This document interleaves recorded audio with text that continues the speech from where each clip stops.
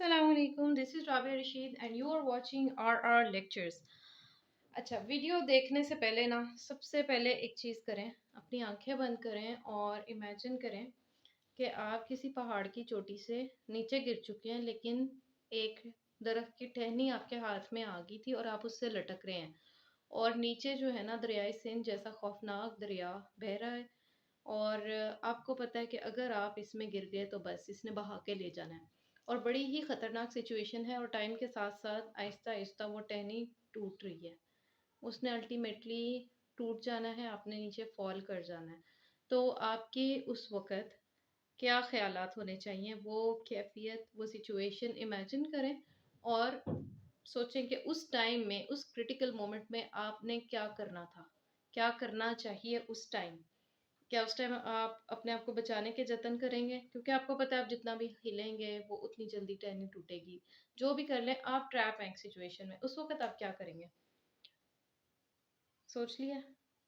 अब अगर मैं अपनी बात करूँ तो मैं उस सिचुएशन में जब मुझे पता है कि नेक्स्ट अब मेरे हाथ में कुछ भी नहीं है, तो मैं सिर्फ़ क्या करूँगी कि मैं अल्लाह ताला से माफ़ी माँगूँगी, दुआएँ माँगूँगी और आख़िरत के बारे में सोचूँगी।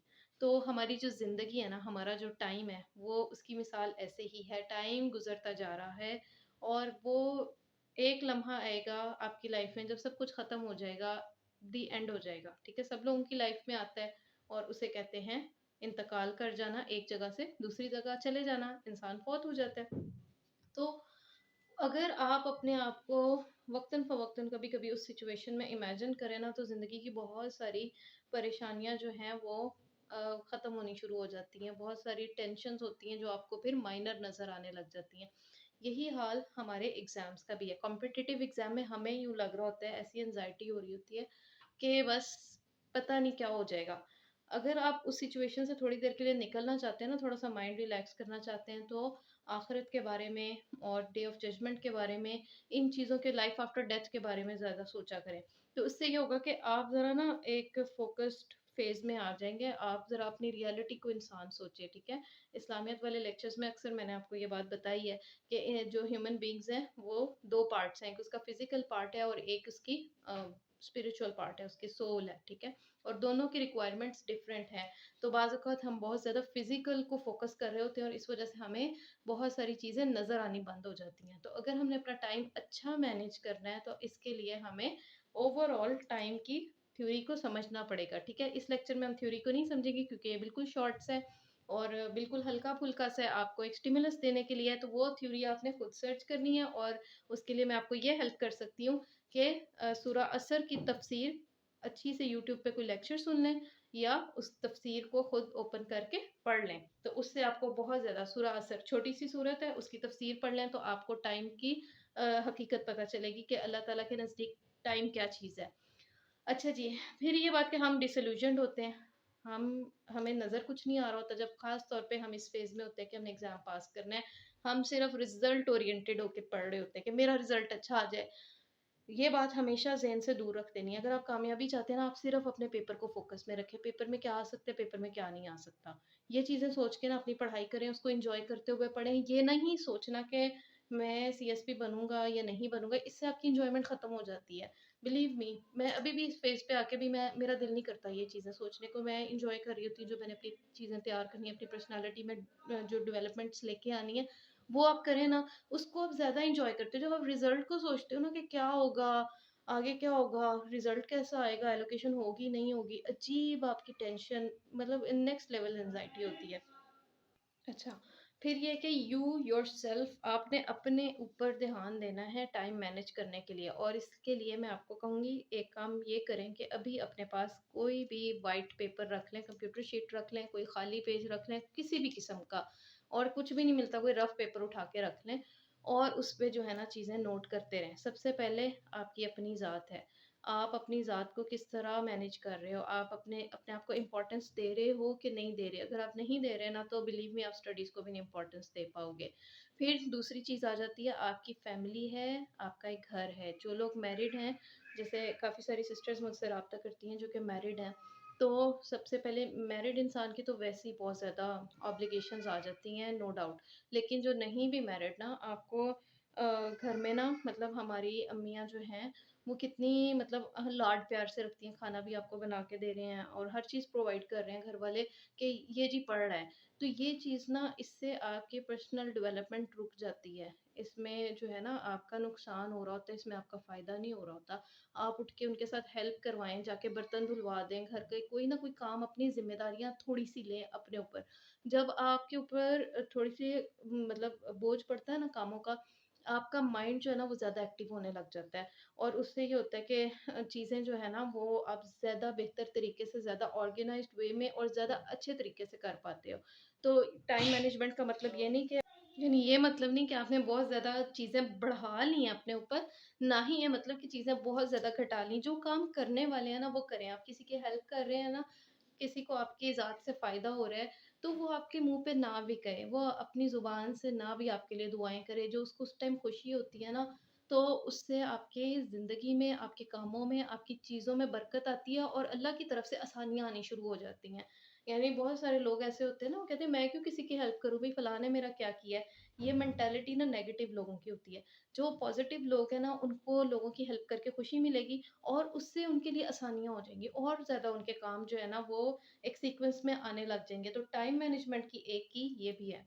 अच्छा फिर ऑब्लिगेशंस की बात, ऑब्लिगेशंस आपके ऊपर आपके स्पिरिचुअल ऑब्लिगेशंस भी हैं, आपके रिलीजियस ऑब्लिगेशंस भी हैं, जो फ़राइज़ हैं कि अगर आप वो छोड़ के तो आप अपना टाइम मैनेज करना चाहते हैं ना, तो मेरे साथ तो ख़ैर ये चीज़ होती थी कि मुझे गिल्ट बहुत ज़्यादा फ़ील होने लग जाता था। तो अगर आप अपनी इन ऑब्लिगेशंस को छोड़ के कुछ करोगे ना, तो बहुत सारे लोग ऐसे होंगे जिनका जो है ना ज़मीर उनको वो चैन नहीं लेने देगा। तो इस चीज़ को आपने इग्नोर नहीं करना, जो आपके ऊपर फ़र्ज़ है जब आप वो ही नहीं करोगे, तो फिर आप वो कैसे कर सकोगे जो आप अपने लिए करना ख़ालिस अपनी ज़ात के लिए करना चाह रहे थे। तो अपने फ़राइज़, अपनी ऑब्लिगेशंस पूरी करें और उसके बाद रिलैक्स होके जो है ना वो अपना टाइम मैनेज करें, क्योंकि बहरहाल वो चीज़ें आपने इंक्लूड करनी है अपने टाइम टेबल में। अच्छा, फिर है पुट योरसेल्फ टुगेदर पुल योरसेल्फ, ठीक है? आपको बाज़ औक़ात ना इंसान बड़ा डाउन फ़ील कर रहा होता है, घर के काम हैं, ख़ास तौर पे मैरिड वुमेन के लिए बहुत ज़्यादा इश्यूज़ होते हैं, घर के काम ख़त्म नहीं हो रहे होते और उसमें ये है कि बस उतना करें जितनी आपके ऑब्लिगेशंस हैं, ठीक है? आपको भी पता है कि आप कितने बड़ा काम कर रहे हैं, तो उसमें बहुत ज़्यादा एक्स्ट्रा चीज़ें करके अपने आप को बर्डनाइज़ भी नहीं करना। तो उसमें ये है कि जब आप डाउन फ़ील करें, तो फिर से दोबारा खड़ा होने की कोशिश करें और फिर ये है कि अपनी स्लीप जो है ना इसको मैं कहूँगी मैनेज करें। स्लीप में ये है कि आप कभी ना थके होते हैं, अगर आप चाय-शाय नहीं पीते ना, तो मैंने कभी-कभी छोड़ के देखी है तो आपको अचानक नींद आने लग जाती है पढ़ते-पढ़ते। उस वक़्त का ना 10 मिनट का नैप ले लिया करें, वो बड़ा अच्छा होता है आपके माइंड के लिए। और मतलब जब भी नींद आए ना ये नहीं सोचना, कभी-कभी हमें बहुत ज़्यादा लग रहा होता है कि अच्छा मैं तो जी सीएसएस के पेपर्स दे रहा हूँ, मैंने अब रातों को सोना छोड़ देना है, मैंने दिन को भी काम करना है, रात को भी करना है। I am a super hero और मैंने पता नहीं क्या उखेड़ लेना है। उससे सिर्फ़ और सिर्फ़ आपके मेंटल हेल्थ इश्यूज़ होते हैं और कुछ भी नहीं होता, कोई फ़ायदा नहीं होता, चीज़ें आपको याद भूलनी शुरू हो जाती हैं। आप जो है ना हर वक़्त डिसऑर्गनाइज़्ड रहते हो, आपको समझ ही नहीं आ रही होती बहुत सारा जो है ना आपका मसला होने लग जाता है। ये है कि जैसे रोज़ों में होता है आपने थोड़ा-सा सो लिया, फिर तरावी पढ़ने चले गए, फिर आके थोड़े से आपने नैप ली, उसके बाद आपने जो है तहज्जुद के लिए उठ गए, तो उसमें ये होता है इंसान फ्रेश रहता है क्योंकि और दोपहर को भी आप सो गए थोड़ा-सा, आपने फ़जर पढ़ के भी थोड़ी देर के बाद आप सो गए। थोड़ा-थोड़ा दिन में मुख्तलिफ जो है ना आपने वो टाइम पॉकेट्स बना लेनी है, उसमें अपनी नैप जो है ना हल्की-फुल्की ले लेनी है और उससे आप बहुत फ्रेश रहेंगे। और अच्छा, अब आ जाएँ कि स्टडी की तो बात मैम ने की नहीं, इतनी सारी बातें एक्स्ट्रा कर दी हैं, स्टडी का नाम ही नहीं लिया।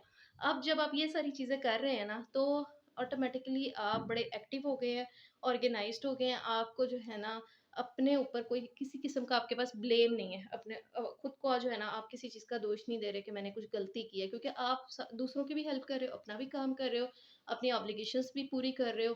तो अब स्टडी की बात जो है, स्टडी इन सारी चीज़ों के अंदर आपने टाइम स्लॉट्स में करनी है। कैसे करनी है? एक आप जो है ना टाइम टेबल बना लें अपना। कुछ लोग तो टाइम टेबल को बड़ा स्ट्रिक्ट फ़ॉलो करते हैं और कुछ जो हैं वो सिर्फ़ डेडलाइन्स को फ़ॉलो करते हैं। तो मैं आपको दोनों तरीके बता देती हूँ। मैंने दोनों ही करके देखे थे। मुझे तो मतलब दोनों से ही फ़ायदा होता है। लेकिन ये है कि जब आप यानी ज़्यादा फ्री होते हो ना, ज़्यादा आपके पास ऑब्लिगेशंस नहीं है, ज़्यादा घर के काम नहीं है, कुछ नहीं है, तो फिर आपको एक स्ट्रिक्ट टाइम शेड्यूल आप फॉलो कर सकते हो। और जो नहीं कर सकते, फिर वो ऐसे कि मैंने जी रात सोने से पहले फलां-फलां टॉपिक कर लेना है। अब जैसे ये देखें, ये है एक स्केड्यूल बना हुआ है सारा। अब मैंने ये एग्ज़ैक्ट लिख के दिखा दी कि जैसे आज है फ्राइडे है, तो आपने फ़ोकस बनाया अपना कि मैंने आज पाक अफ़ेयर्स करना है और पाक अफ़ेयर्स के कौन-कौन से टॉपिक्स करने हैं।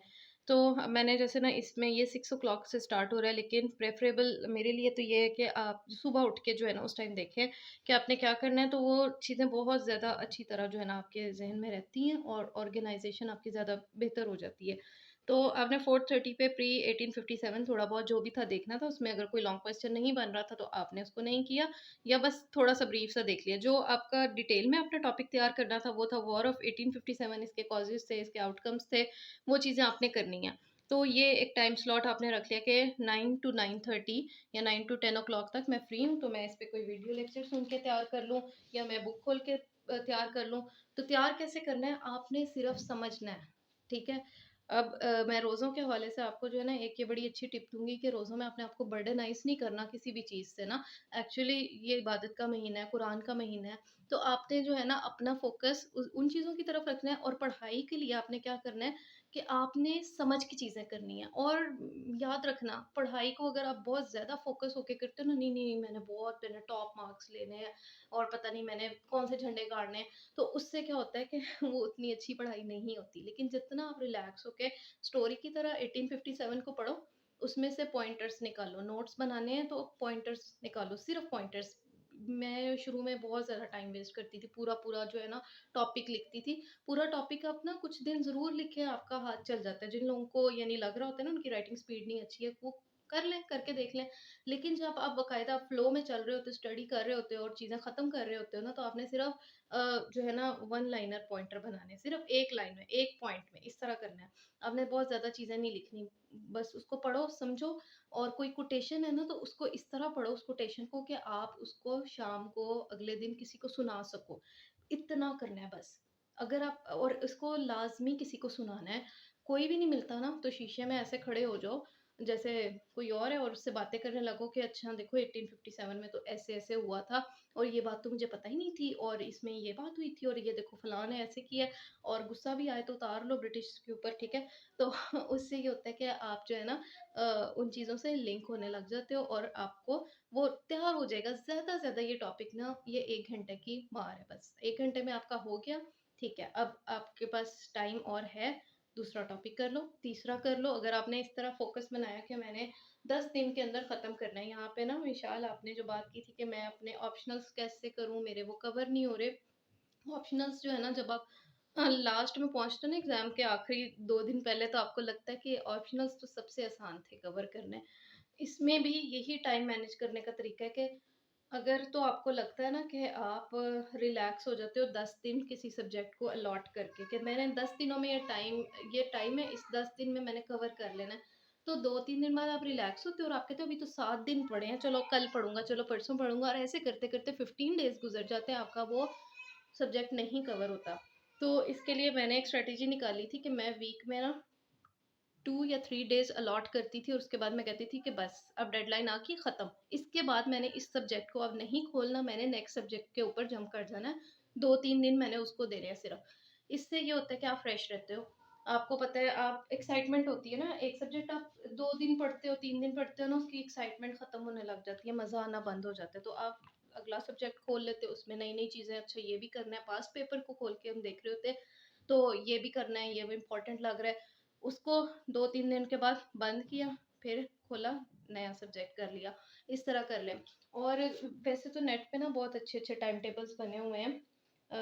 मैं वो देखती रहती थी जब मैं अपनी तैयारी कर रही होती थी, तो एक चीज़ ना मेरे से नहीं होती थी, वो थी जो सब लोग कहते हैं ना, संडे को आप ऐसे लिखा करें, और ये बहुत अच्छी बात है, अगर किसी से होता है ना संडे को लाज़मी लिखें, क्योंकि वैसे तो ऐसे का फिर टाइम ही नहीं आता। आखिर तक आप पहुँच जाते हो लेकिन आपने कोई ऐसे लिखा नहीं होता। लेकिन मेरे से स्टार्टिंग में ये होता था कि मैं संडे का सोच-सोच के डरती रहती थी कि ऐसे लिखना है, ऐसे लिखना है, और पूरा वीक मैं उस ऐसे का मटेरियल इकट्ठा करती रहती थी।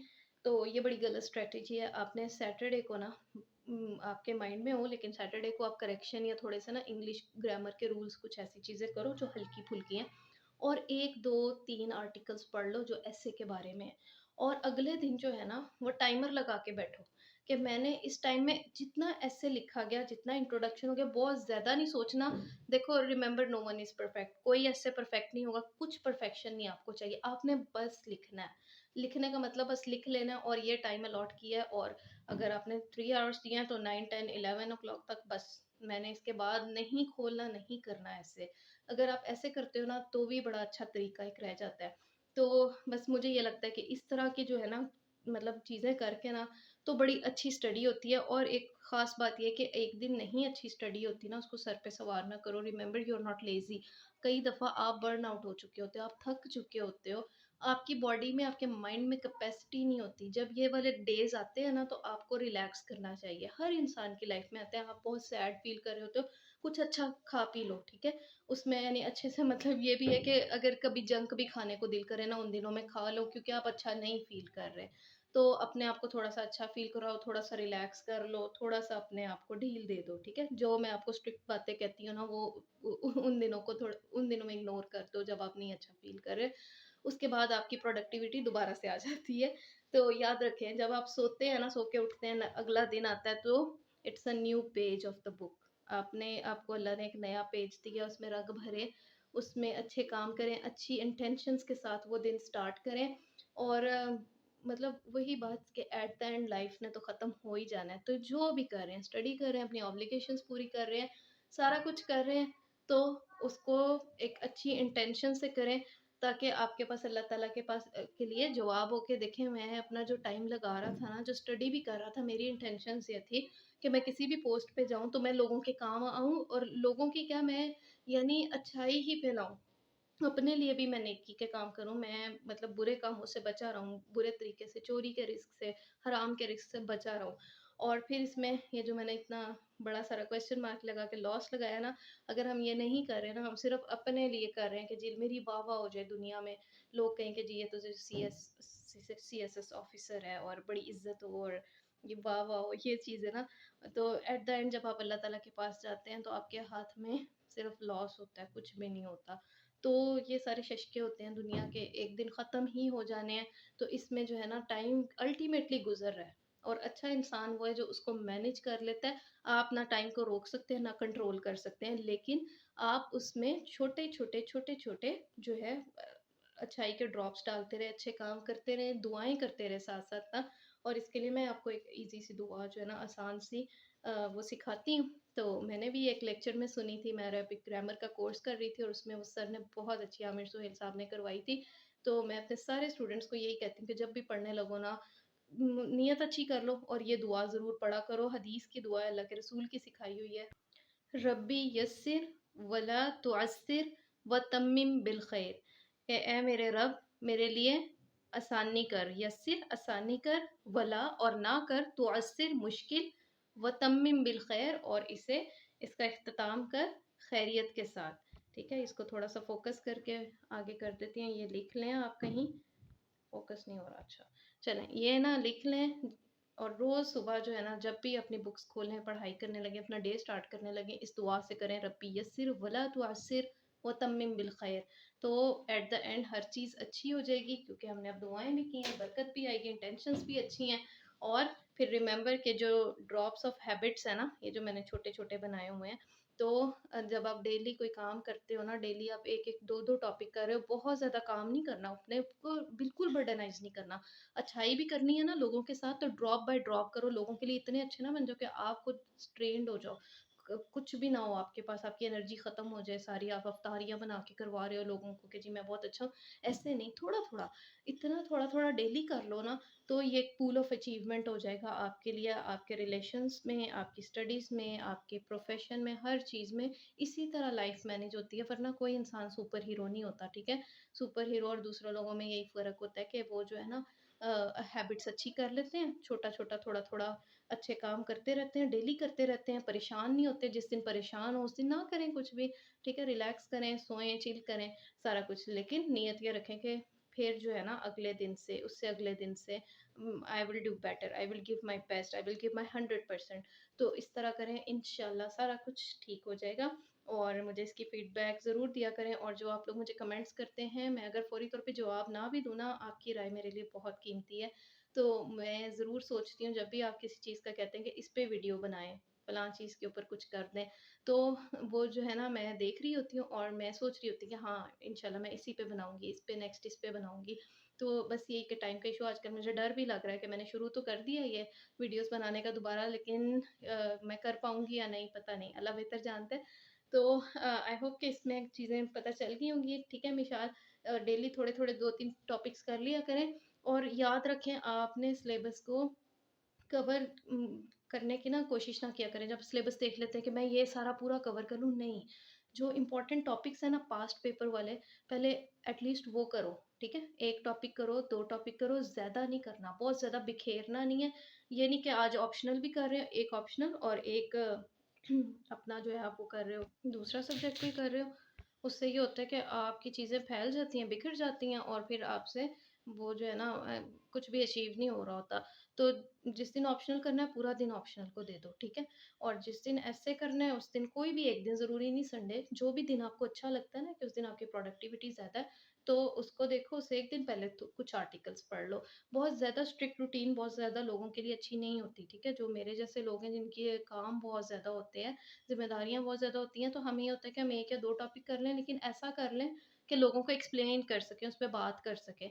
तो इतना कर लें ना, तो वो बहुत जल्दी आपको चीज़ें ना कवर होने लग जाती हैं, याद भी रहने लग जाती हैं। जब बहुत ज़्यादा करते हो, बहुत ज़्यादा नोट्स बनाते हो, चीज़ें नहीं याद रहती। तो हर टॉपिक की कुछ हेडिंग्स इस तरह बना लें, वन पॉइंटर नोट्स बना लें कि आपके पास ना अगर 20 नंबर का क्वेश्चन आ जाए, तो आपके पास एटलीस्ट 10-12 हेडिंग्स हो जाएँ उसकी। बस इतना तैयार करें, ठीक है? बाकी पैरास तो आप बना लेंगे इंशाल्लाह। तो इस तरह आपका कवर होगा, ठीक है? आई होप कि टाइम मैनेजमेंट के हवाले से आपको चीज़ें मिल गई हैं, और आप भी मुझे अच्छी-अच्छी टिप्स दें। मैं आपके कमेंट्स अच्छी तरह पढ़ती हूँ, गौर से पढ़ती हूँ, ठीक है? तो आप लोग कैसे टाइम मैनेज करते हैं वो मुझे बताएँ, और इसके साथ मुझे इजाज़त दें। अस्सलाम वालेकुम व रहमतुल्लाहि व बरकातहू।